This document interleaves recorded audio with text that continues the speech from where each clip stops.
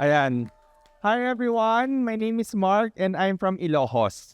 So, sino dito mga business owners? Ayan. Oh, ang dami pala. Okay, business owners. Ako from a family business kami sa Ilocos, so lagi akong uwian doon.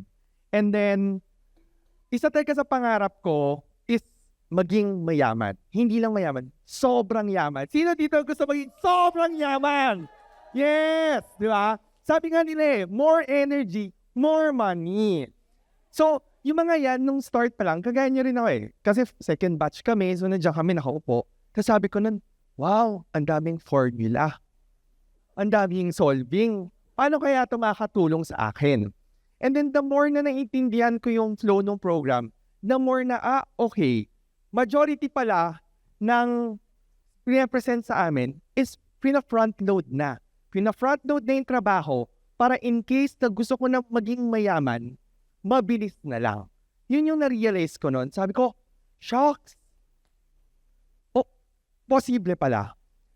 Okay, tanong ko sa inyo sino dito naka-attend na ng 2 or more seminars? Ayan, hello fellow seminarista. Ako rin ay isang seminarista na maraming na-attendan na conference kasi hinahanap ko kung ano yung mag-fit sa akin. And finally, buti na lang, nag-invest ako nun sa sarili ko.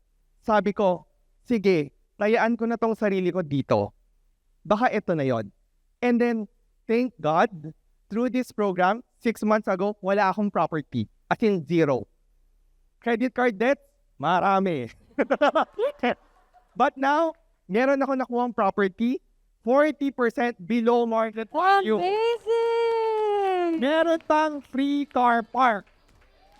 And ang CGT na kay seller. Wow! And then as I continue through this program, hindi lang kasi ito yung matututunan mo. Hindi lang ito yung natutunan ko. Maraming naturo sa akin dito. Maraming mga community, maraming silang expertise.